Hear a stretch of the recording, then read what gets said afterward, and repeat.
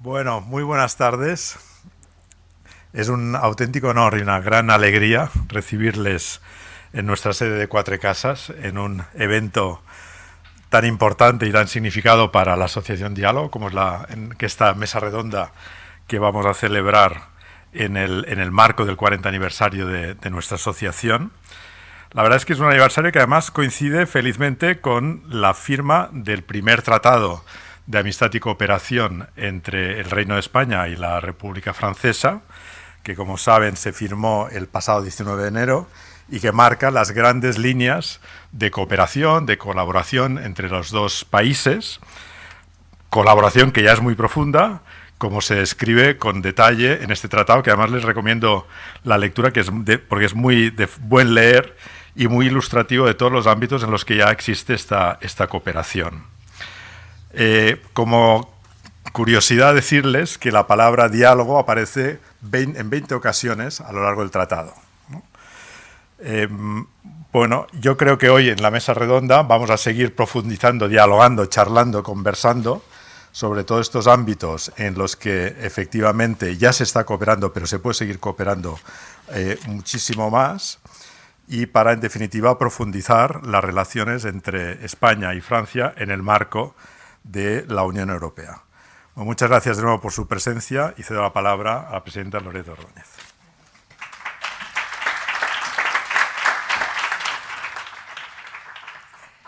Pues buenas tardes a todos.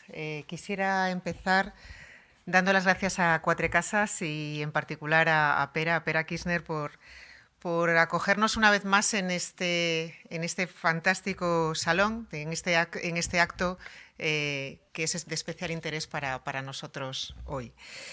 No podíamos terminar el año del 40 aniversario de la creación de nuestra asociación sin recordar el importante papel que ha jugado la sociedad civil agrupada en torno al diálogo, como decía Pera, en favor del acercamiento entre Francia y España.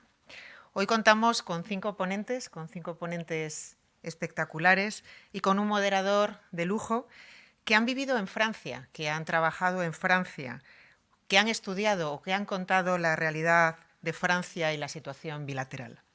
Javier Elorza, ex embajador de España en París; Carmen González Enríquez, investigadora principal del Real Instituto Elcano y directora de varios estudios de opiniones sobre las relaciones entre Francia y España; José Luis Leal, fundador de Diálogo, exministro de Economía y expresidente de Diálogo; Antonio Oporto, secretario general del Círculo de Empresarios y expresidente de Alstom; y Eva Orue, ex corresponsal en París y directora de la Feria del Libro de Madrid.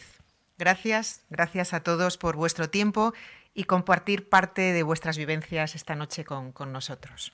Y por supuesto, gracias a Daniel de Busturía, a mi querido Daniel, por socio fundador de Diálogo y siempre gran inspirador de temas muy interesantes, que va a moderar la mesa de hoy. En estos tiempos, yo diría tan perturbados por conflictos de todo tipo, sabemos que la diversidad de opiniones, la diversidad de ideas, la diversidad de experiencias deben enriquecernos y ayudarnos a seguir nuestro viaje hacia el entendimiento y nuestra contribución al refuerzo de los valores europeos. Me siento muy orgullosa de presidir una asociación que promueve algo tan noble como el diálogo. Y puedo asegurarles que vamos a hacer todo lo posible por seguir potenciando el vínculo hispano-francés que tan bien le sienta a Europa. Gracias a todos por asistir a este coloquio de 40 aniversario. Daniel, te paso la palabra. Muchísimas gracias. Gracias.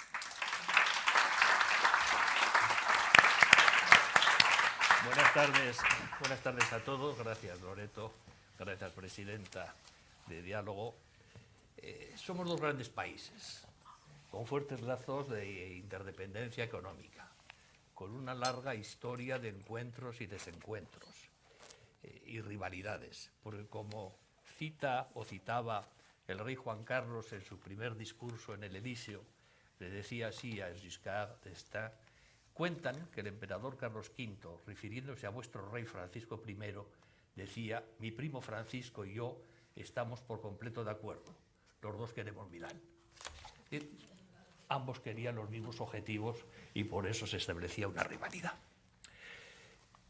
Pero a pesar de estos fuertes lazos históricos, de estas economías tan interdependientes, que lo fueron entonces y lo son hoy. Sin embargo, a pesar de ello, hubo un momento en nuestra historia reciente de rivalidad y de enfrentamiento entre nuestros dos países. Luego hablaremos de algunos datos con José Luis Leal, pero si consideramos que hoy, lo mismo que era antes, el stock de capital francés en España es del orden de los 80.000 millones de euros y el stock de capital cada vez más creciente de España en Francia es en torno a los 42.000 millones y que en materia de comercio exterior, import más export, representamos como unos 100.000 millones de euros de comercio, fíjese usted lo que es la paradoja, 100.000 millones de euros hoy y en el año 85 eran 100.000 millones de pesetas. Hagan el cálculo, nos va a dar que eran 3.000 y pico millones frente al crecimiento espectacular de 44.000 millones de importación o 56.000 de exportación que tenemos. Pero en este debate no se va a tratar de revisar la historia de siglos pasados, sino de ajustarnos a ese periodo de 1983-2023, que es la época en la que nació Diálogo. Y Diálogo nació en aquellos momentos con una gran preocupación, porque desde 1975, desde que había empezado la transición política española, que empezó con signos muy positivos por parte de los franceses, de repente se tuerce porque había dos problemas fundamentales de España que se ven frustrados en esta circunstancia. Uno, el terrorismo de ETA y la falta de colaboración, cuyo riesgo era la no consolidación de la democracia española.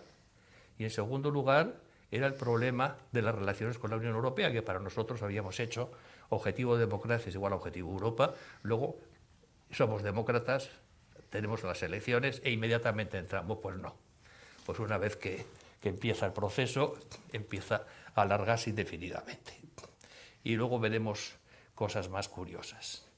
En Francia, que fue una tierra de asilo, que había sido un lugar donde personas como el propio José Luis Leal habían sido amparados por un antiguo funcionario del gobierno francés que le dio por crear becas para formar a gente que se había tenido que exiliar a Francia, lugar donde habíamos tenido muchos emigrantes y con los que teníamos todos esos lazos económicos. Sin embargo, hace en esos momentos que resurja en España el espíritu del 2 de mayo. El espíritu, a veces silente, de esa sensación de, fundamentalmente por parte española, luego hablaremos de factores sociológicos, por parte francesa menos, pero por parte española sale esa, pues que no me la den. Y esa sensación del 2 de mayo viene a provocar un problema serio entre nuestras sociedades y no únicamente entre nuestras empresas. Y esta es la razón por la que José Luis, ¿por qué diablos creamos Diálogo? Quedamos pocos los fundadores, pero tú fuiste el que asumió, el que dijo la palabra diálogo y el que, a pesar de haber sido ministro de Economía y por otras muchísimas razones, diste el paso adelante y pensaste que la sociedad civil tenía que hacer algo. Bueno, claro, muchas gracias en primer lugar, pero Diálogo está en el momento de la fundación de Diálogo, las relaciones entre España y Francia eran bastante tensas, porque además de los problemas más generales, primero se iba retrasando nuestro ingreso en la Comunidad Europea de entonces, la Europea ahora. Teníamos un buen acuerdo preferencial, o sea que realmente, a pesar de todo, pues también hay que decirlo, podíamos esperar, o sea que no, pero esto sobre todo creaba una frustración política. Pero las cosas empezaron a deteriorarse. Teníamos el problema de los camiones cargados con hortalizas y productos agrícolas españoles que sistemáticamente nos quemaban al llegar a la frontera francesa. Teníamos también otro problema en el marco, digamos, digamos, de nuestras relaciones con Francia, bueno, estaba todo el problema de ETA, pero estaba también el problema de Marruecos, el problema de las exportaciones marroquíes que pasaban por España y que no nos hacían competencia, en fin, nos planteaba un problema. Y luego estaba también el problema de la pesca. Hubo un momento en el cual algunas patrulleras francesas llegaron a tirotear o muy cerca a pesqueros españoles. Bueno, entonces pensamos que realmente muchas cuestiones de España y sobre todo en aquel momento fundamentalmente el terrorismo de ETA que ponía, como muy bien has dicho, en tela de juicio nuestro camino hacia la democracia, pero además muchos problemas del Mediterráneo dependían de un buen acuerdo con Francia.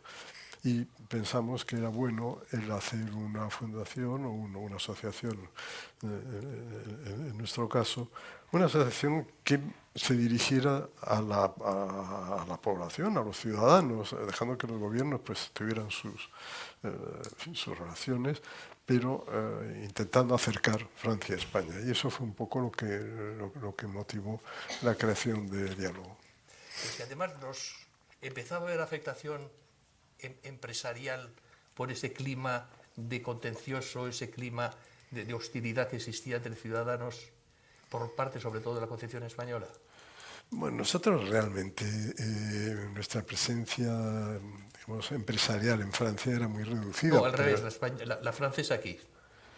Yo no tengo la impresión de que fuera un factor determinante. Las inversiones francesas en España han sido muy regulares a lo largo de todo este periodo.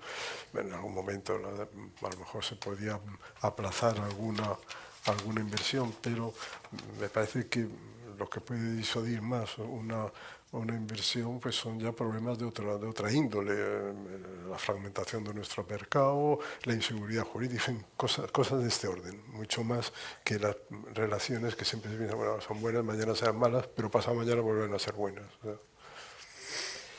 Carmen, en 1985 el 55% de los españoles en la primera encuesta que hizo Diálogo decían que Francia era un país hostil. Y para el 61% un país molesto, un vecino molesto. Eso es lo que decían las encuestas, mientras que para el 73% de los franceses España era un país amigo. Es decir, había una enorme diferencia de entendimiento entre unos y otros.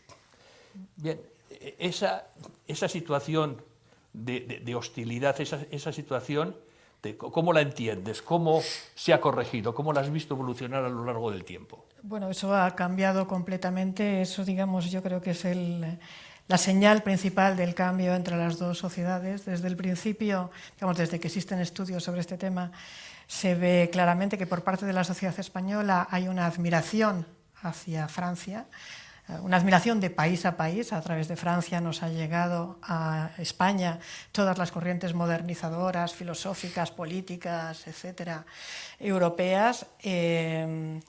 Y obviamente cuando llegó la transición, nuestro estadio, digamos, socioeconómico, de modernización, tecnológico, en todos los sentidos, era muy diferente entre España y Francia, claramente a favor de Francia, ¿no? Entonces, en España había una actitud de admiración, de gran admiración hacia Francia, de reconocimiento, digamos, de su influencia en España, de su gran influencia histórica e intelectual en España, pero a la vez había, como habéis indicado ahora mismo, una gran desconfianza. Una gran desconfianza, bueno, en parte por razones históricas, hablamos del periodo napoleónico, pero también por razones presentes en aquel momento, como ese refugio a los militantes de ETA o esa competencia violenta, ¿no?, con los productos agrarios. Lo que ha pasado en todo este periodo es que España se ha modernizado a pasos agigantados, España ha mejorado en comparación con lo que era, partía de un nivel bajo, era fácil mejorar desde ese nivel bajo, ¿no? Ha mejorado muchísimo más de lo que lo ha hecho Francia en ese periodo, ¿no? Francia obviamente también lo ha hecho, pero claro, cuando partes desde abajo es más fácil dar pasos de gigante, ¿no? La entrada en la Unión Europea, el proceso de globalización español, todo eso ha hecho que la sociedad española de hoy en día no sea en nada semejante a la que teníamos a finales de los años 70, primeros 80 o cuando se creó Diálogo, ¿no? Entonces, y lo que ha pasado en ese proceso es que, aunque los españoles siguen admirando a Francia, siguen considerando que Francia como Estado, como sociedad, como cultura, bueno, en la parte de cultura quizás haya más discusiones, en conjunto superior a España todavía, pero ha desaparecido la desconfianza. Ahora se considera a Francia el principal aliado de España, después de Alemania. Todo el mundo considera a Alemania el principal aliado preferido dentro de la Unión Europea, pero el segundo desde España es Francia. Ya no hay ningún temor a mala relación con, perdón por la redundancia, en relación con el terrorismo. Una de las cosas que muestran más claramente las encuestas es que precisamente la cooperación antiterrorista, ahora estamos hablando de otro tipo de terrorismo, ¿no? El terrorismo islamista, esa es casi el único área de cooperación entre los dos países donde muchos ciudadanos, tanto franceses como españoles, señalan que sí, en ese área hay una cooperación. Y como elementos de perturbación, de conflicto, el único que queda es el de la competencia agrícola, agraria o comercial relacionado con productos agrarios o también la pesca, ¿no? Pero ahí hay muy pocos, es solo un 8%, tanto en España como en Francia, los que señalan eso como un elemento de conflicto en las relaciones entre España y Francia. Y lo que ha pasado mientras tanto es que los españoles han ido perdiendo su complejo de inferioridad hacia Francia. Los franceses han ido perdiendo su complejo de superioridad hacia España, que era muy potente a finales, o sea, en los años 80 y siguientes. Y ahora incluso hay no está claro quién vive mejor. Un elemento fundamental en el aprecio de los países, que es la calidad de vida. Antes estaba claro, tanto para franceses como para españoles, que la calidad de vida era más alta en Francia.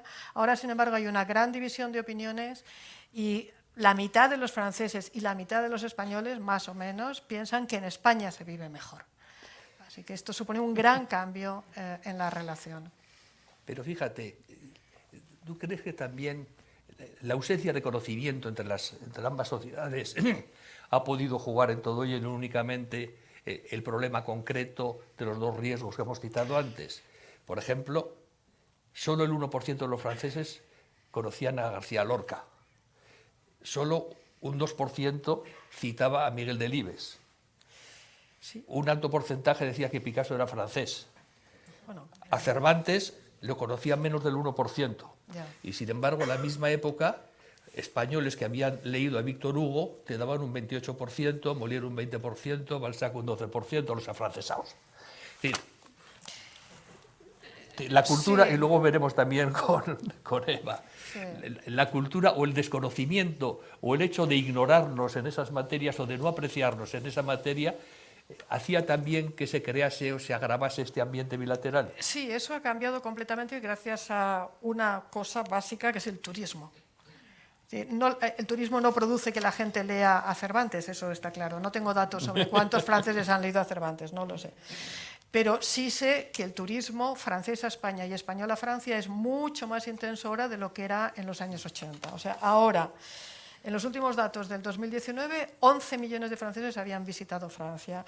El 75% de los franceses han visitado España en algún momento. El 75% de los adultos franceses han visitado España en algún momento. Y el 70% de los españoles han visitado Francia en algún momento. Pero los franceses visitan muchas más veces España que los españoles Francia. Pero claro, esa que es la principal experiencia que puedes tener de otro país, vivir en él, aunque solo sea 15 días, eso cambia completamente la imagen del otro país, ¿no? Y ese ha sido la principal vía de conocimiento mutuo, me parece, ¿no? Esta enorme explosión del turismo que se ha producido en el mundo entero en este siglo, ¿no?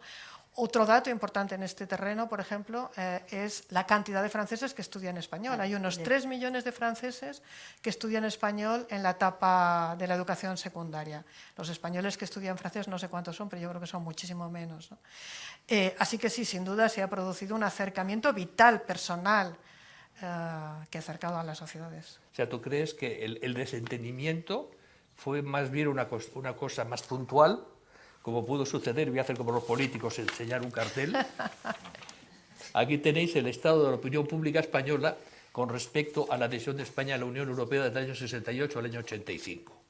Cuando Giscard, el famoso discurso del 6 de junio de 1980, dice que se bloquean las relaciones entre, bueno, que no continúan las negociaciones, fijaros, normalmente había un 68% de españoles, más o menos, que decían que eran proclives a la adhesión a la comunidad y solamente estaban en contra un 4%.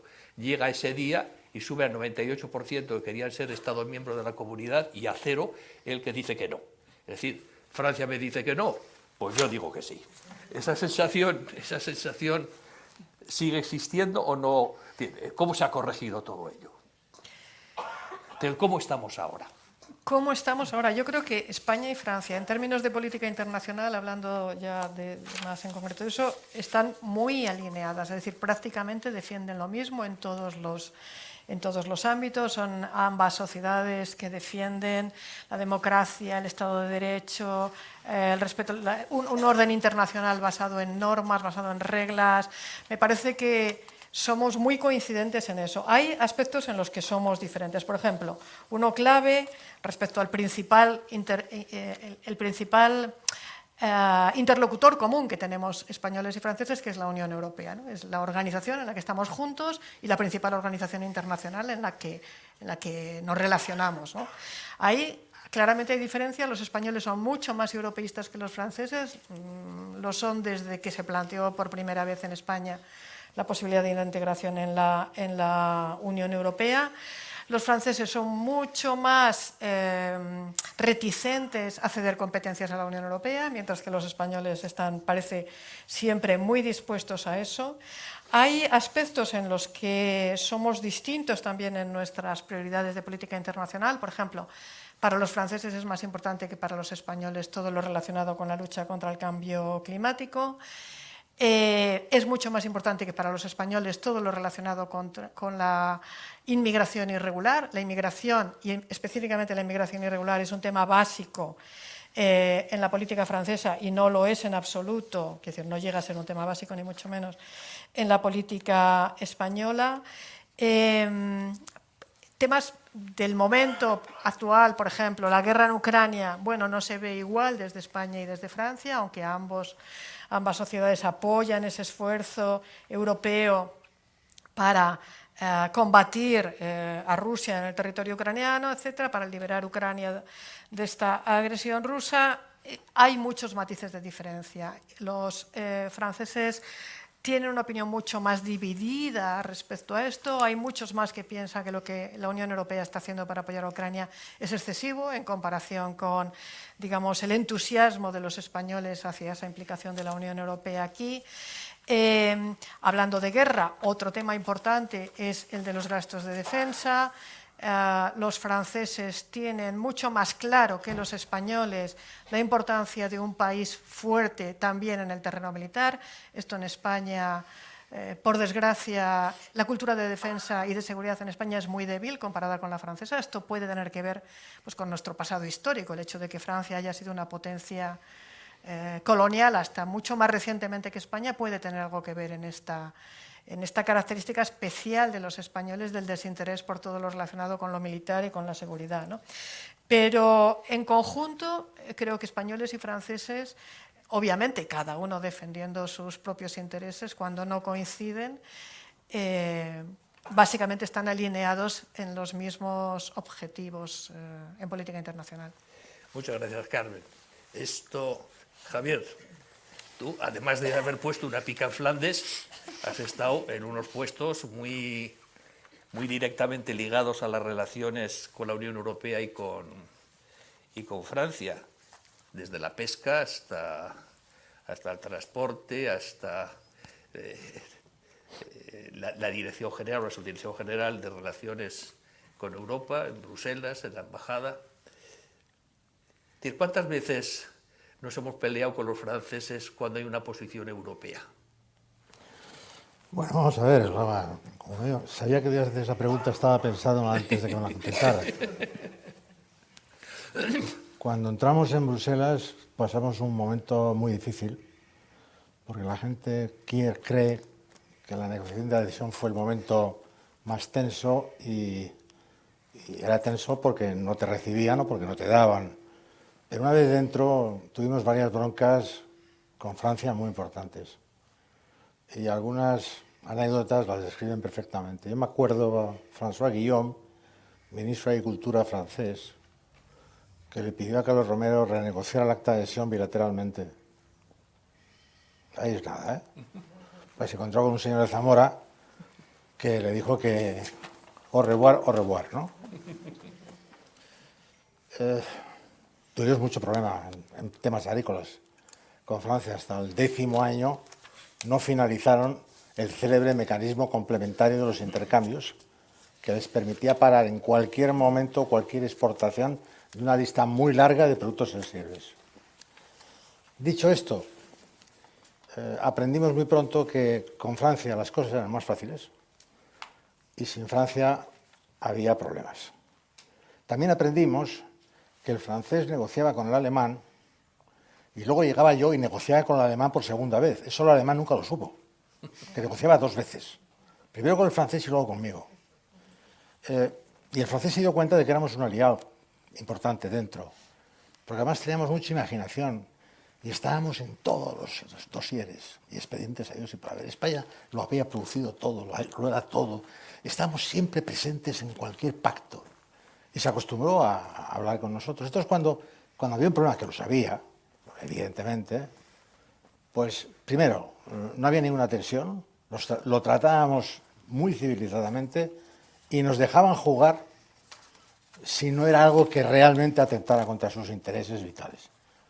Yo me acuerdo cuando España puso la filosofía de la Declaración de Barcelona encima de la mesa, que los franceses estaban furiosos porque querían seguir con sus 3 protocolos, marroquí, argelino y tunecino, excoloniales, sin darles preferencias recíprocas, haciendo pues lo que les daba la gana, ¿no? Y Manuel Marín y España, Madrid, digo, no, hay que pactar con todo el Mediterráneo y vamos a hacer zonas de libre cambio con todos y concesiones recíprocas para respetar la OMC. Refunfuñaron, pero lo aceptaron. Y cuando hubo que repartir el dinero con el este, refunfuñaron, pero aceptaron nuestros 5-7 que sacó Felipe González. O sea, que siempre que había un problema, lo circunscribíamos, lo aislábamos y lo resolvíamos. Aquí cuando estaba Ramón de Miguel, el secretario de Estado, a mí me nombraron, además de ser representante de España en Maastricht, o sea que fue un placer, salvo la Unión Económica y Monetaria, fue la cosa más divertida y más con mayor gratificación que he hecho en mi vida profesional. Pues en Ámsterdam fue un drama porque todo el mundo quería deshacer, involución, regresar, recuperar, ¿no? Competencias. Y nos enfrentamos con Francia en un tema de fondo, que eran las cooperaciones reforzadas. Francia quería tener mano libre para que un grupo pequeño de países pudiera despegar y hacer lo que le diera la gana. Y nosotros nos enfrentamos con ellos, tasamos las competencias en las que se podía jugar ese concepto de geometría variable, les excluimos todo el tratado habido y por haber, con políticas comunes, mercado interior, cohesión, ciudadanía, acervo, programas, y les quedó el tema tan reducido que en los años posteriores han aprobado 3 cooperaciones reforzadas.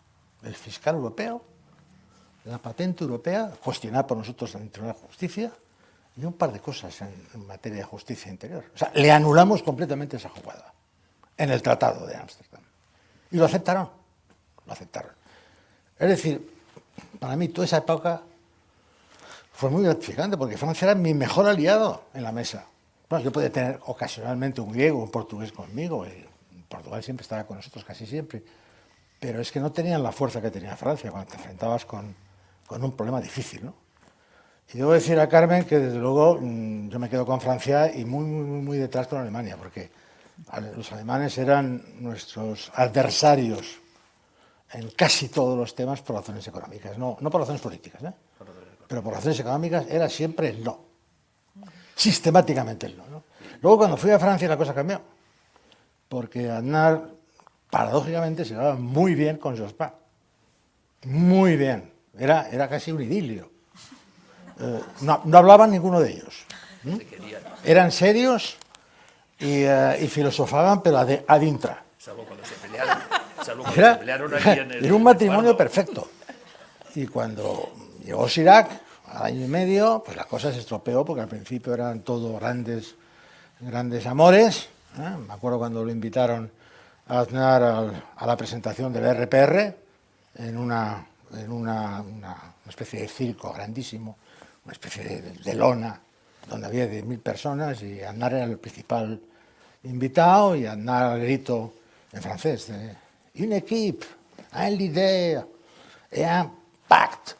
Todos allí aplaudiendo, y decía, bueno, esto, ¿qué embajada voy a tener yo más maravillosa de adelante? Qué error, caso error. Llegó la guerra de Irak, Chirac tomó una decisión unilateral, sin consultarla con Europa. Llamó a sus amigos, que eran Schröder, que nunca comprendí por qué Schröder se inclinó del lado de Chirac, cuando los alemanes siempre habían sido muy proamericanos, absolutamente proamericanos, y sin embargo se inclinó completamente del lado de Francia, y luego pues el belga y el luxemburgués de turno. Y ese día llovieron truenos y granizo de punta, porque se rompieron las relaciones prácticamente entre los dos. Aznar no aceptó eso, tenía sus acuerdos con los americanos, con el Reino Unido, con los países del este, y sobre todo nadie le había pedido nada sentado en una mesa, de acuerdo con las reglas del club, porque nunca hubo ninguna reunión para fijar la posición de la Unión Europea. Y eso fue tremendo, con mensajes como...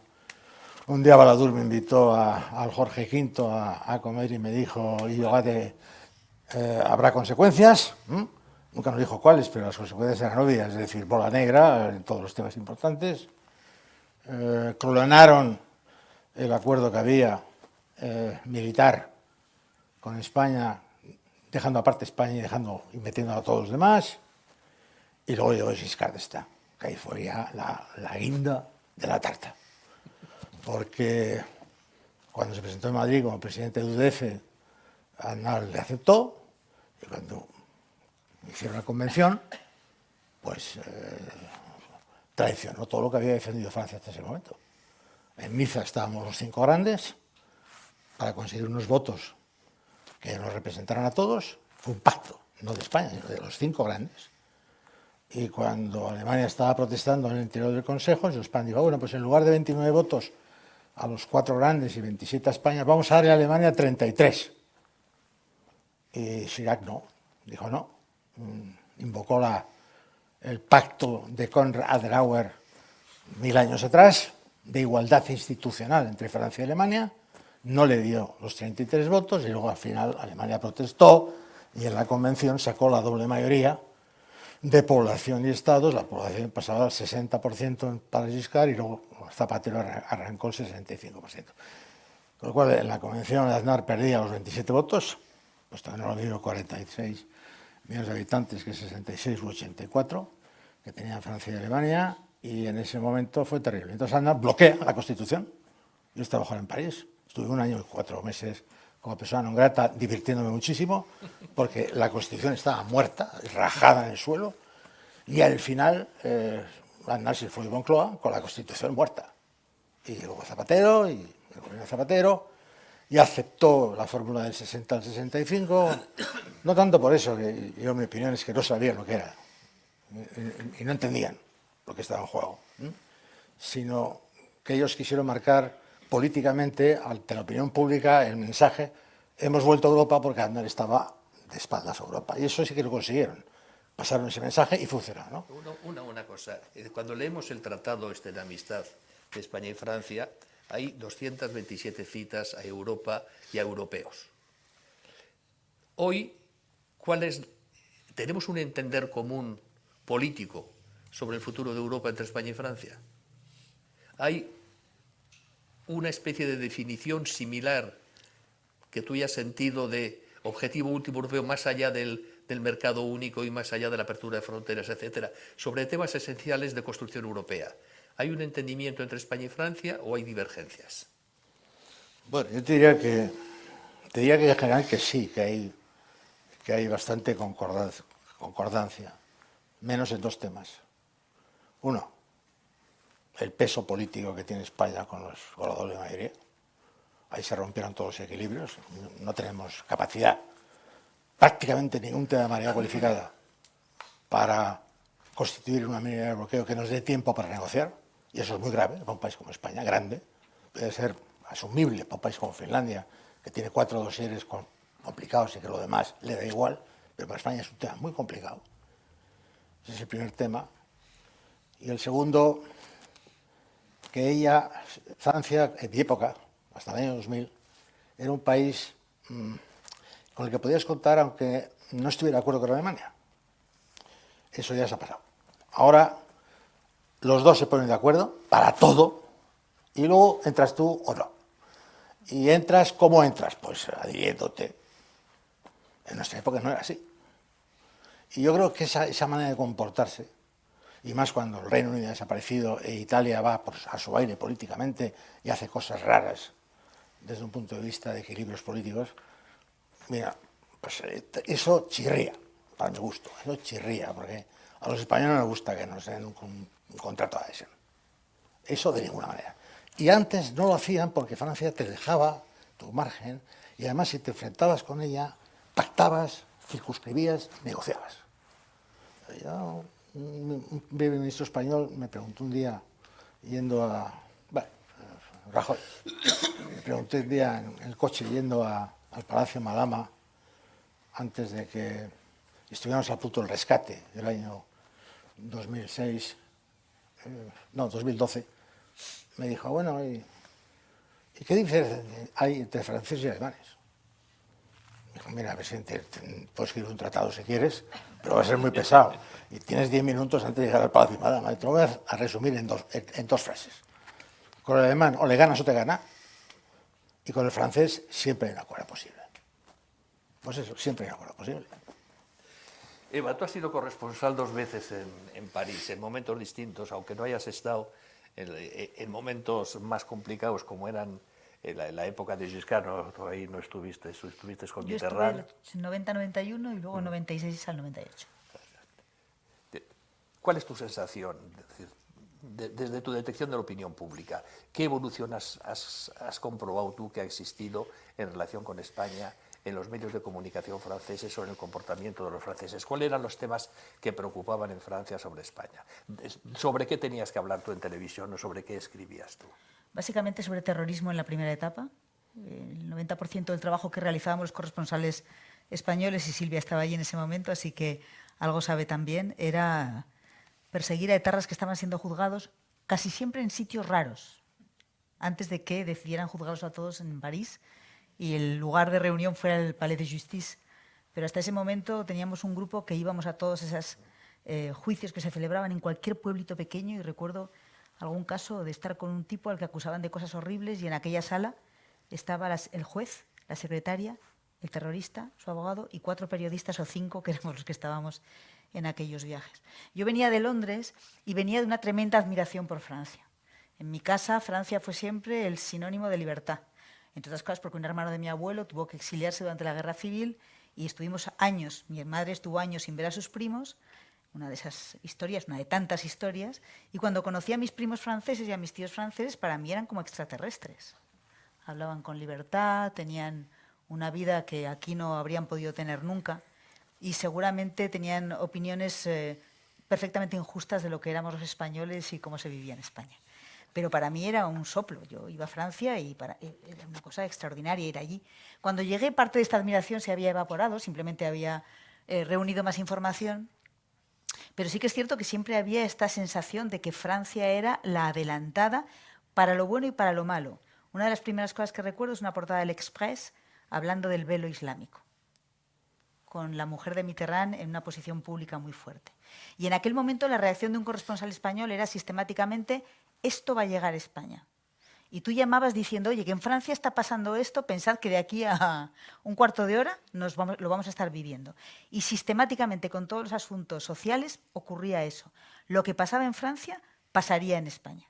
Luego tuve curiosamente la experiencia inversa. Cuando volví de mi segunda corresponsalía, abrí aquí una agencia en la que atendíamos a los medios extranjeros cuando venían a España, en la época de Zapatero. Y entonces eran los franceses los que venían a España a ver qué es lo que estaba pasando aquí, porque eso pasaría después en Francia. Iba desde la ley antitabaco hasta el matrimonio homosexual.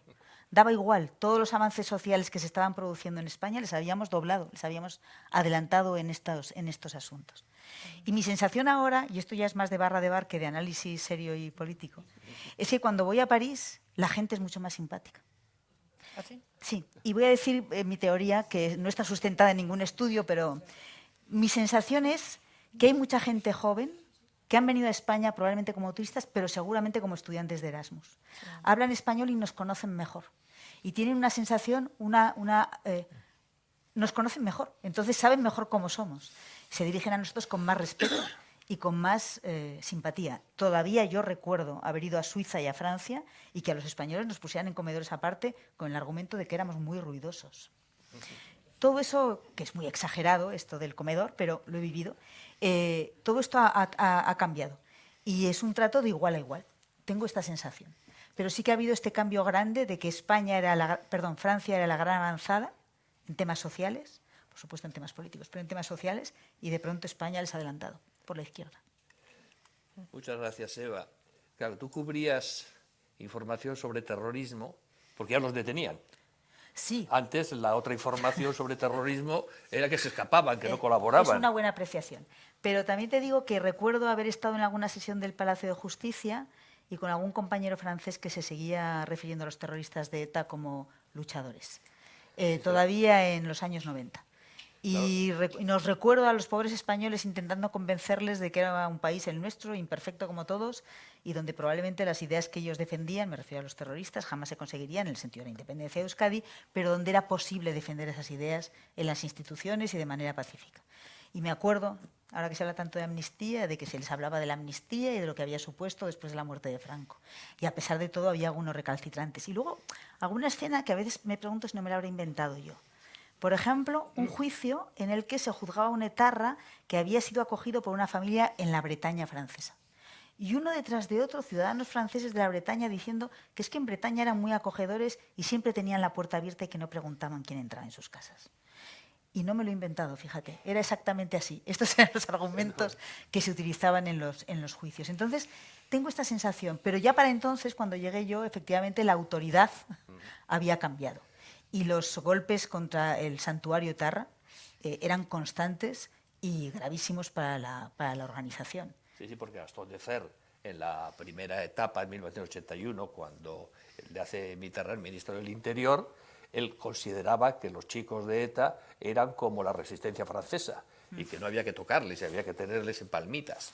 De eso se podría hablar mucho. Pero, embajador, ya no es pica en Flandes. Ahora es un poco, en tu mandato en París, ¿cómo vistes la evolución de ese problema serio que había en la relación bilateral, que era la cooperación en la lucha antiterrorista? Bueno, llegué el año 99 con que no concedían apenas extradiciones. No te daban los discos duros de los que arrestaban o aprendían de ETA, alegando la seguridad del Estado francés. La del Estado español ni se consideraba. La seguridad del Estado francés tenían 7 policías en toda Francia para luchar contra ETA y había una incomunicación con jueces y fiscales. Año 99. Cambiamos completamente el planteamiento, empezamos a ver a jueces, fiscales, me traje a Manuel García Castellón como juez corresponsal, pasamos por todas las puertas, hablamos con todo el mundo, el ministro de Interior, sobre todo Acebes, cuando llegó, cambió las cosas con su colega Sarkozy, que actuó de una manera radicalmente diferente que su predecesor.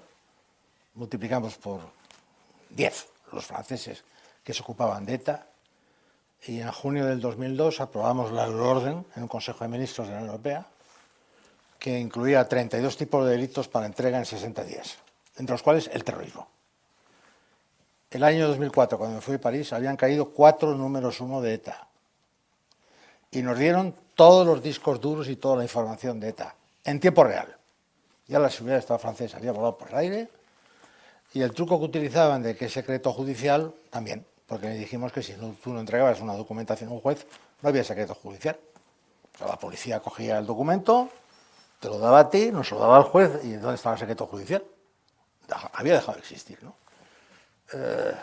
Fue un cambio total y absoluto, ¿no? Ahí intervino más que Mitterrand, mucho más que Mitterrand, esa hornada de socialistas de Jospin posterior.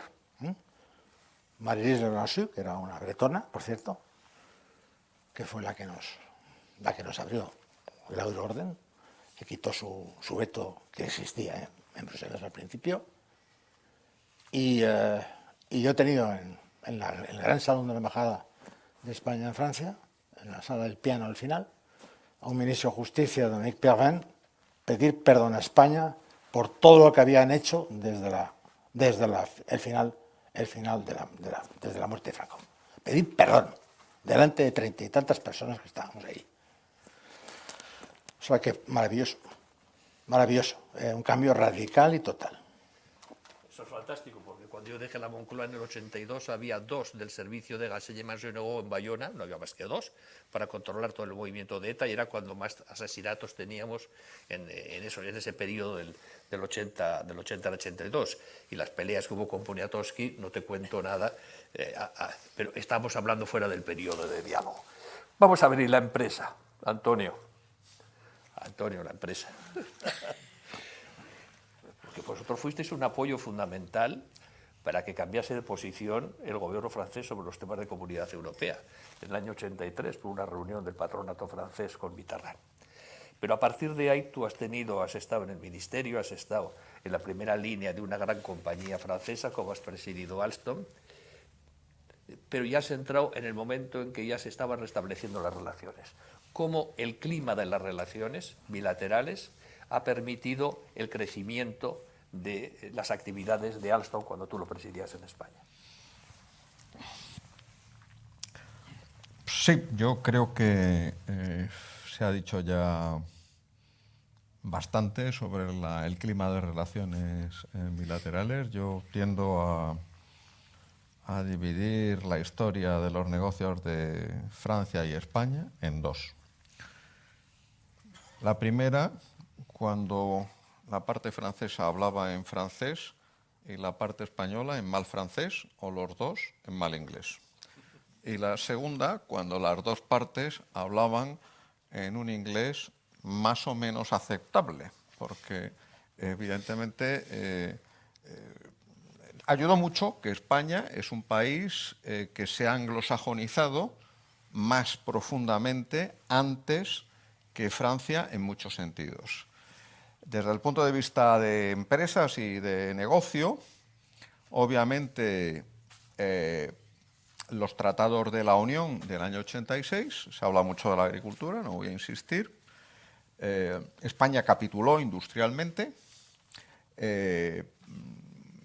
y tuvo un periodo transitorio invisible de lo que luego ha sido la presencia también de empresas españolas y de empresas francesas en España, que son los servicios.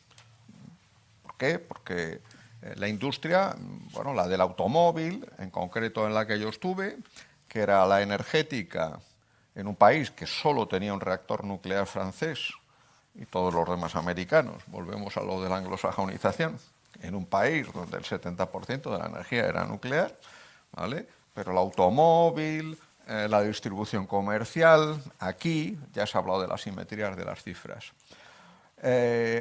Y entonces, bueno, pues yo he vivido más o menos la transición donde, particularmente en la industria, las empresas francesas éramos como los emigrantes, particularmente los que estábamos en las filiales aquí, éramos los españoles en París y los franceses en España frente a los emergentes campeones nacionales que los había, ¿no?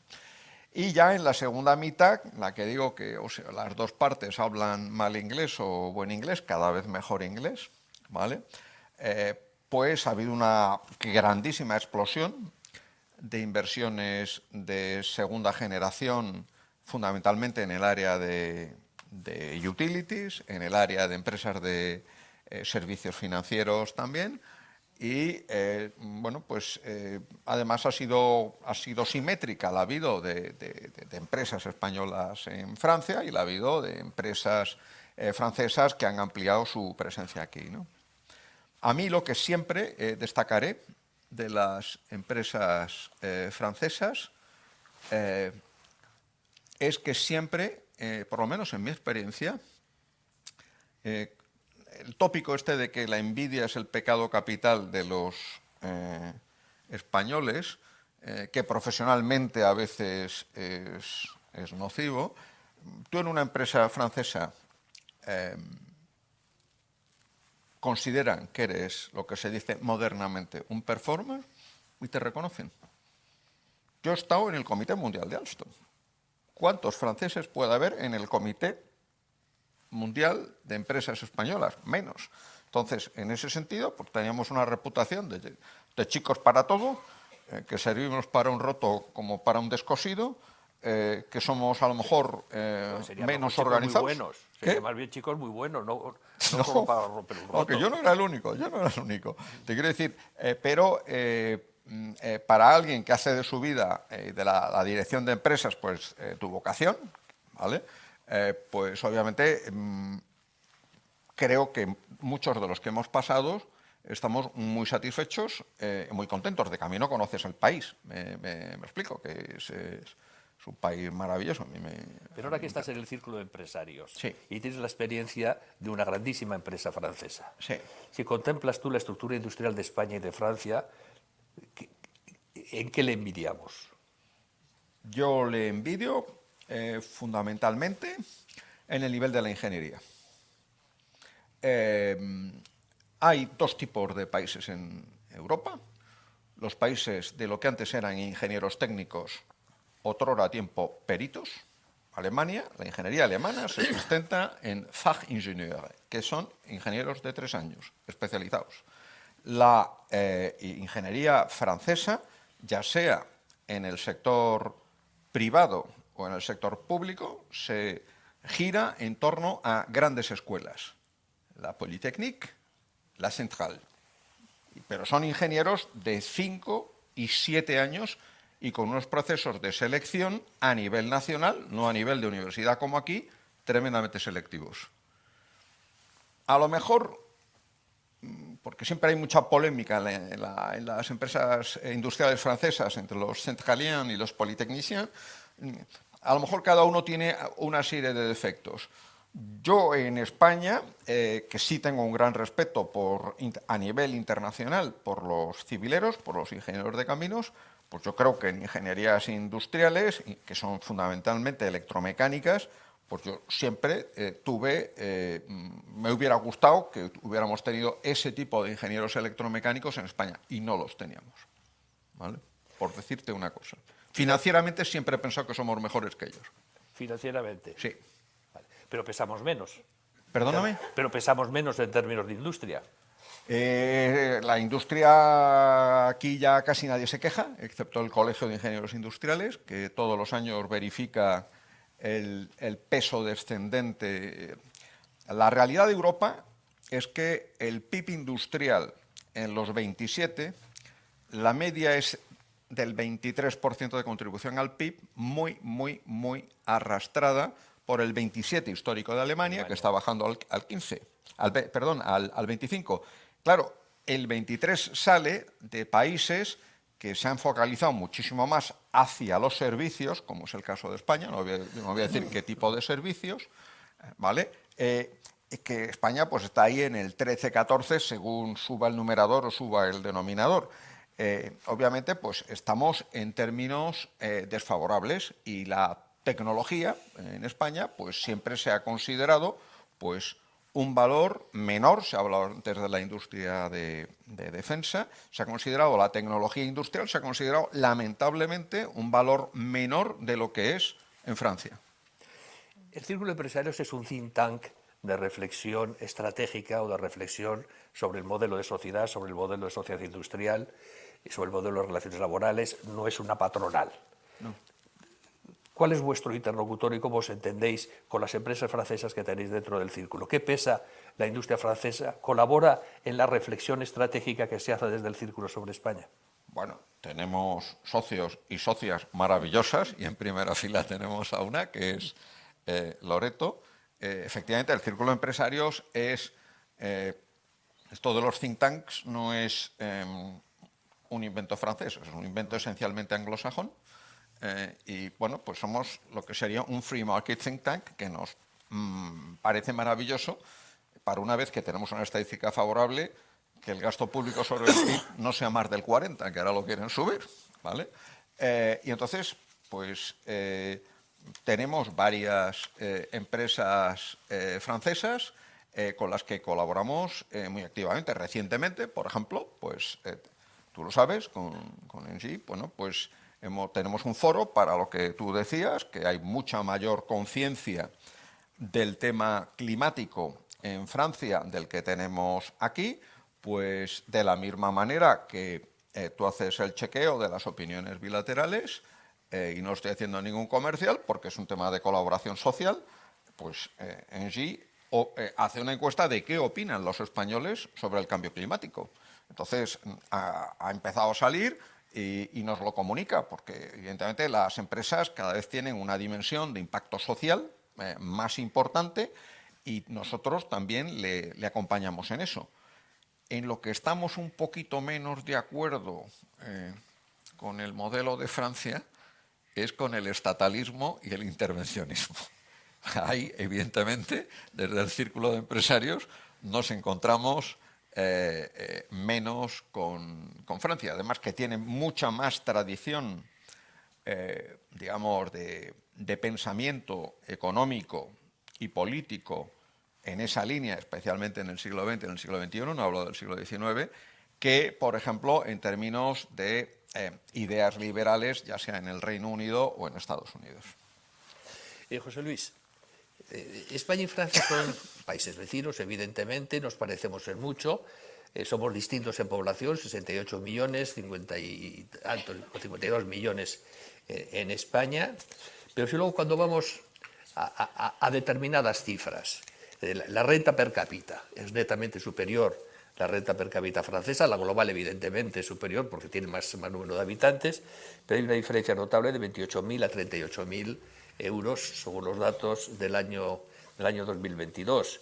De la misma forma que porcentualmente gasto en educación, en defensa, etcétera, son distintos. Pero tú crees que en estos 40 últimos años, tú que eres un observador económico de la economía y de la evolución, hemos ido convergiendo hacia Francia. Pues porque en el año 85 estábamos más o menos en unos niveles de igualdad con respecto a la media comunitaria. ¿Hoy es así? No, en el 85. No, hemos convergido y nos estamos descolgando. Eso, si quieres, en dos palabras. Cuando a principios de los años 80 nuestra renta por habitante medida en paridad de poder adquisitivo, que es realmente lo significativo, pues estaba en torno al 70%. En el siglo XIX estaba en el 60%. O sea que, bueno, con nuestra adhesión a la comunidad y luego pues el desarrollo que hubo posterior, nos fuimos acercando. Hasta el punto que a principios de este siglo, pues hacia el 2005-2006, alcanzamos la media, incluso la superamos, la media europea. No alcanzamos a Francia, pero nos quedamos muy cerca y superamos a Italia, por ejemplo.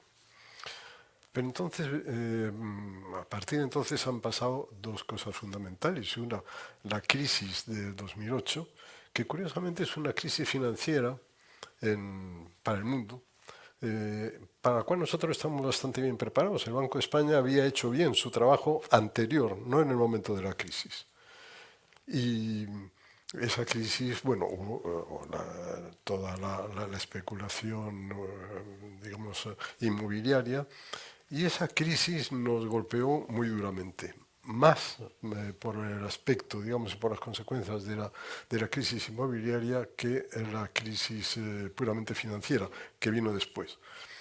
Hay que decir que se tomaron las medidas tarde, se negó la crisis en aquel momento y despertamos tarde, por decirlo así. Y se negó, no sé por qué razón extraña, la situación de las cajas de ahorro, que ya entonces, en ese momento, era bastante delicada. Lo decían así los informes de los funcionarios del Banco de España, informes que se apartaron. Con lo cual esa crisis luego después fue más grave para nosotros. Entonces ahí se produjo una caída fuerte. Estábamos en torno a la media europea y caímos pues hasta el 85%, perdimos 15 puntos, que es una barbaridad. Cuando llegó Rajoy, esto se enderezó. Yo creo que hizo una buena política económica, otra cosa es la política política, y fuimos recuperando, hasta que llegó la segunda crisis, el COVID. El COVID nos ha golpeado de nuevo mucho más duramente que a Francia, cuando se comparan las dos curvas. Lo cual puede llevar a una... Bueno, ahora mismo estamos en el 85%, más o menos. Pero en fin, por eso decía que alcanzamos la media europea y ahora nos estamos descolgando. Yo en esto soy bastante pesimista, es decir, me parece que no hemos hecho los deberes y que hacia el futuro me temo que esto va a seguir, en parte porque han entrado los países, los antiguos países comunistas, los países del este de Europa, y estos están creciendo bastante más, con lo cual la media va subiendo, pero en relación con nosotros. Ya hay algunos países del este que nos han adelantado y veremos lo que para mí sería algo que nos debería hacer bastante que pensar el día que nos adelante Polonia, porque Polonia es un país grande y se está acercando. Es que nosotros no hemos hecho los deberes y que son preocuparnos de la productividad en este país. Pero la palabra productividad es una palabra que en un sector político español es una palabra tabú. Pero en fin, lo que hace el progreso de las sociedades es realmente la productividad. Y cuando se mira un poco esto que nos ha pasado, esta descripción muy sumaria de lo que ha pasado con nuestra renta por habitante, podemos extraer una conclusión cuando lo comparamos con Francia, y es que Francia sabe manejar las crisis mejor que nosotros, porque nuestro golpe han sido las dos crisis, la de 2008 y la crisis del COVID. En ambas nos hemos equivocado, en ambas hemos tomado decisiones erróneas y en ambas después nos está costando mucho volver a restablecer, digamos, una situación razonable. Y cuando digo que no hemos hecho los deberes es porque sencillamente si queremos alcanzar de nuevo, digamos, a la media europea o países como Francia, tenemos que ocuparnos de la productividad. Es decir, tenemos que ocuparnos de la educación y tenemos que ocuparnos de la inversión. En educación nuestros datos son nada buenos, ni en la educación media, que estamos por debajo de la media de la OCDE, en la educación superior tenemos bastante problemas, no tenemos un sistema como el francés, como nos recordaba antes Antonio, de selección de las élites a través, por ejemplo, de las escuelas de ingeniería, Polytechnique primero, pero luego la especialización en las otras, ni tenemos tampoco un Estado con el defecto del intervencionismo, pero también tiene un lado bueno, que es un Estado que promueve, digamos, o intenta promover por lo menos la producción industrial. En fin, en eso nosotros no hemos hecho los deberes, pero simplemente, y algo tendremos que hacer. Y tampoco lo hemos hecho, o lo estamos haciendo, en todo lo que se refiere al capital. Más bien hay una posición ahora básica, y que viene ya de años, diciendo pues, que el capitalismo y estas cosas. Con lo cual, si no arreglamos estos problemas, es decir, si no somos capaces de canalizar nuestro ahorro hacia la inversión, cosa que de momento no lo hacemos y tenemos un excedente en la cuenta corriente, y si no somos capaces de mejorar nuestro nivel básico de educación, pues lo siento, pero nos seguiremos descolgando, porque hay otros que a lo mejor no muy bien, pero que lo van haciendo. En Alemania, los empresarios se reúnen con el gobierno y con las universidades una vez al año para, los empresarios dicen cuáles van a ser previsiblemente sus necesidades en formación, y las universidades pues más o menos se van orientando hacia las formaciones que necesitan o que van a demandar las industrias. Esto aquí es absolutamente impensable. Nosotros producimos inmensas cantidades de abogados, probablemente menos ingenieros de los que tendríamos que hacer, probablemente no tan orientados a la empresa. En fin, son los problemas que tenemos. Y estos problemas, Francia, de una manera o de otra, pues más o menos, no digo que los tengan resueltos de una manera digamos que ejemplar, es decir, las universidades anglosajonas son mucho mejores que las francesas, pero lo compensan con el sistema de las escuelas especiales, de la ingeniería, y luego también en ciencias sociales, pues también por lo menos lo compensan. Y Alemania lo compensan poniéndose de acuerdo, más o menos, sobre lo que necesita el país, intentando orientar por esos caminos la educación. Y esto es lo que nos pasa. Un dato sobre educación. En Francia la inversión en educación per cápita es de 1.900 euros y en España de 1.077. Sí, pero de todas maneras en relación con nuestro PIB la nuestra es inferior.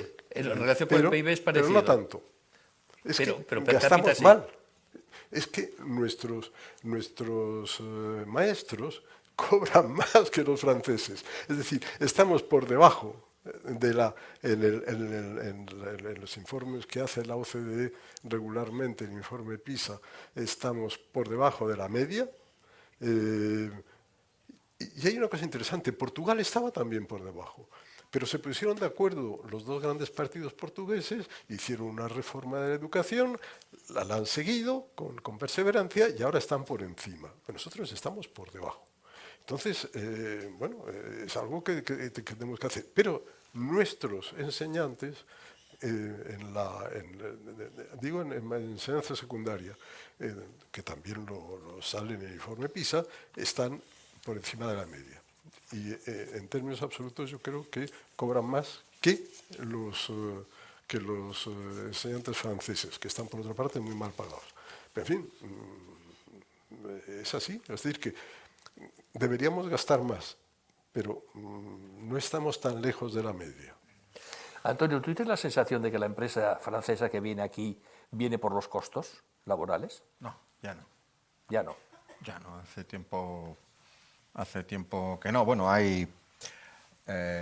habido épocas, hubo una época, por lo menos en lo que yo conozco, que es la industria electromecánica, cuando se amplía la Unión Europea hacia el este, pues que en el mercadillo interno, pues eso, te ponían a competir con una fábrica polaca, que eso sí lo he vivido yo, claro,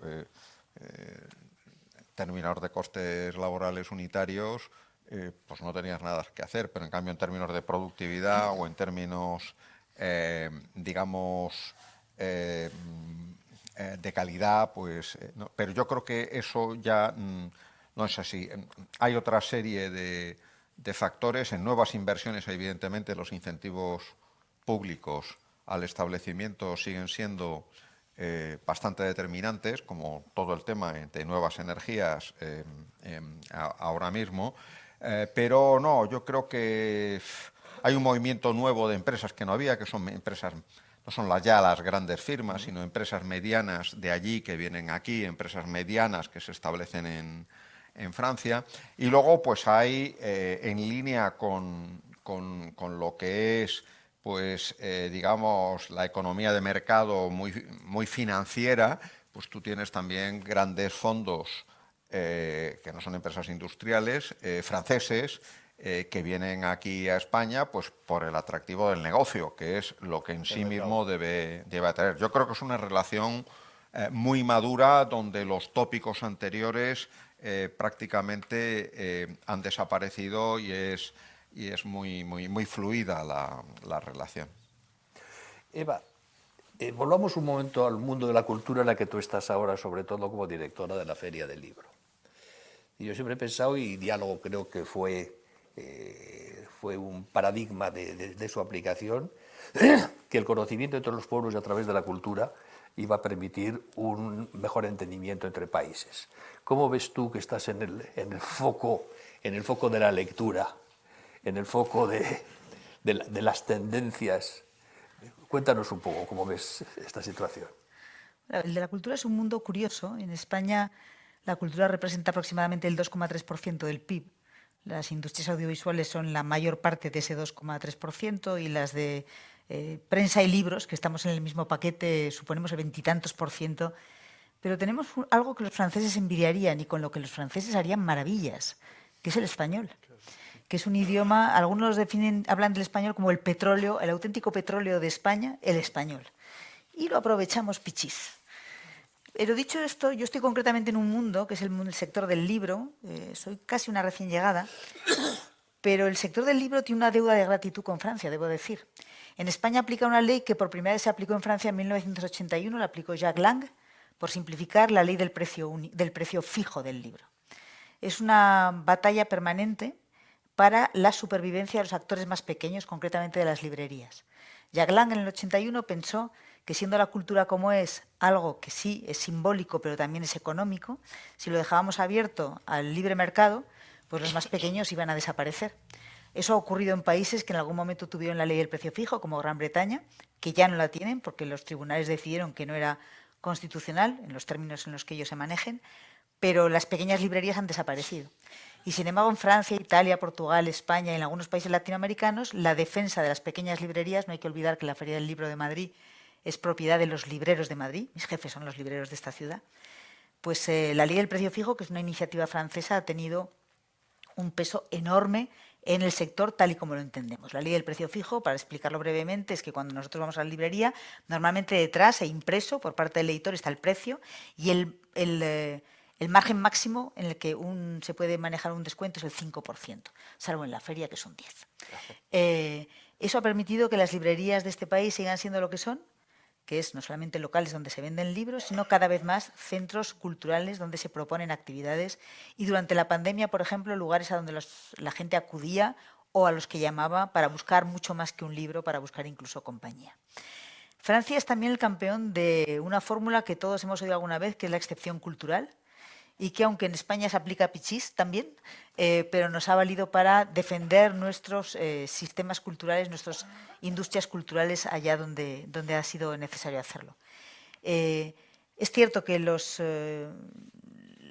políticas culturales francesas no solo tienen defensores, también tienen detractores, pero hay que, yo creo, reconocer el enorme mérito que tiene el haber sido los primeros en darse cuenta, o de los primeros, que una política pública era necesaria para defender el sector cultural, que el sector cultural no puede estar dejado a la simple ley del mercado, insisto, porque hay economía, pero sobre todo hay valor simbólico, y que además la cultura requiere protección. El sector del libro en el que ahora me muevo es un sector sin duda peculiar. Hay una ley del libro y la lectura en este país, y no conozco ninguna legislación en la que se fomente el consumo de cine o fomente el consumo de series. Sin embargo, sí que hay leyes que fomentan el consumo de libros, la lectura. Y ese es uno de los empeños en los que estamos todos los actores del sector. Y en este sentido, Francia nos ha enseñado muchas cosas, sobre todo por esta defensa política decidida de un concepto, que puede ser rebatible o discutible, pero que nos ha servido para defender desde el idioma, que insisto, es uno de nuestros grandes valores, hasta la más pequeña de las librerías de barrio de este país. Javier, tú decías el otro día que la relación entre los responsables de los departamentos, porque Cuando hay una relación humana profunda, se explican mejor los argumentos que luego hacen que en el Consejo de Ministros en muchas de las votaciones haya coincidido España y Francia en esas votaciones. ¿Tú crees que hay una relación suficientemente fuerte entre nuestras administraciones o es solamente esporádico cuando bien tiene lugar una cumbre o cuando tiene lugar una reunión? ¿Existe un entendimiento bilateral entre altos funcionarios? En nuestra época era obvio que sí, no solamente del Ministerio de Exteriores, sino toda la Administración. Estábamos en permanente contacto todos los días del año. Yo decía que el Coreper o la reunión de ministros era el final de un proceso que había tenido lugar mucho antes y a todos los niveles, ¿no? A nosotros nos enseñó mucho el Reino Unido a ese respecto. El Reino Unido no es que tenga un nivel de funcionarios excelente, que lo tiene, pero los mejores se van a la City, es decir, no se van a la función pública. En nuestros países no está claro a dónde se van, hay de todo. Y los ingleses nos enseñaron una lección, y es que ellos asignan un grado de competencia en toda la cadena. Y tienes que hacerte una pregunta, ¿esto que tengo encima de la mesa lo va a defender mi jefe? ¿Lo va a defender mi ministro? ¿O es algo que por su entidad y su naturaleza no merece ser defendido por mi jefe o el ministro? Bueno, el inglés lo negociaba en ese momento. El alemán no. El alemán tenía instrucciones escritas con 7 firmas en el papel y no podía moverse. Entonces, nosotros nos inclinamos por el planteamiento británico, que es la negociación a cada nivel de lo que puede hacer sabiendo que el jefe no lo va a hacer. Y eso nos significaba que tenías que estar en permanente contacto con tu alter ego. ¿Y ahora sigue siendo así? No lo sé, francamente no lo sé. Me siento incapaz de decírtelo, pero por lo que yo conozco de gente que conozco, creo que sí. Que hay gente que todavía sigue trabajando así. Lo que no sé es si la administración o el gobierno lo hace también, no lo sé. Tengo mis dudas.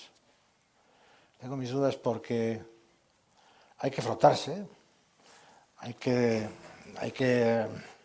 estar muy permanentemente en contacto y eso genera fatiga. Y hoy en día la gente valora mucho el tiempo y todas esas cosas molestan. Pero son absolutamente necesarias, y más en este mundo en el que estamos de la Unión Europea, ¿no? Donde las propuestas no nacen y se imponen, sino se maduran, se discuten, se le da la vuelta y la capacidad de imaginación que requiere mucho trabajo, como decía Edison, 99% de transpiración y 1% de imaginación. Eso es fruto de un trabajo muy largo de mucha gente, ¿no? En mi época era así. Ahora no estoy tan seguro que lo sea. No digo que no lo sea, cuidado, no lo sé. Vamos a ir terminando ya, José Luis. En 30 años de presidencia de Diálogo, ¿qué es lo que tú destacarías como principales, no actividades, sino principales señales que se han querido dar desde Diálogo a la sociedad civil? Cuando se creó Diálogo, aquí tuvimos como a 6 o 7 ministros en una discoteca, y con Yves Montand y con Jorge Semprún, que vinieron aquí a la inauguración de Diálogo en España. Cuando fuimos a Francia, fue en el Palacio de Versalles y vino Daniel Mitterrand a presidir aquella cena, que curiosamente se celebró en una sala que se llamaba la Salle de Batalla. O sea que no era... No sé, sabíamos dónde estábamos. Después de todo ese inicio, ¿cuáles son algunos actos que tú hayas considerado como especialmente significativos de la acción de la sociedad civil en favor de este entendimiento? Hombre, algunos. Hay uno que fue muy simbólico y yo creo que fue importante, que fue la firma de la paz, digamos, entre el Ayuntamiento de Móstoles y Francia, que realmente pues fue más que bueno, fue un símbolo y no es tan anecdótico, es decir, creo que fue un acto realmente importante, pero aparte de eso, yo creo que lo que ha venido haciendo Diálogo a lo largo de todo ese tiempo son muchos encuentros, hablando de encuentros, hicimos en su día encuentros entre agricultores franceses y españoles para que no se quemaran los camiones, avisaban cuando iba con un camión. En fin, cosas de estas hemos hecho muchas, realmente. Y así ahora mismo no me viene ninguna al espíritu, digamos, que destaque mucho, salvo esto, que me parece que fue simbólico lo de Móstoles, y fue más allá del simbolismo. Sí, fue una cosa muy, muy bonita. Hoy está ahí en la Plaza de la Paz, en Móstoles, hay un monolito con un verso de Paul Valéry dedicado precisamente a esta paz que se firmó oficialmente entre el embajador de Francia y el alcalde de Móstoles, que curiosamente se llamaba igual que el alcalde del 2 de mayo. Pero bueno, muchas gracias a todos ustedes, muchas gracias a todos los que han participado en esta mesa redonda. Hombre, a mí me encanta el que podamos hacer el balance de 40 años de relaciones bilaterales. A mí me tocó en la época más dura, entre el 75 y el 82, estar batallando con los asuntos franceses y asistir a la reunión cuando vino Mitterrand aquí en junio del 82 y era presidente Leopoldo Guillermo Sotelo. Leopoldo le dijo esto a Mitterrand, le citó a Salvador de Madariaga. Dijo: los que antaño escogimos la libertad perdiendo la tierra y los que escogieron la tierra perdiendo la libertad, nos hemos reunido para otear el camino que nos lleve juntos a la tierra y a la libertad. Muchas gracias a todos.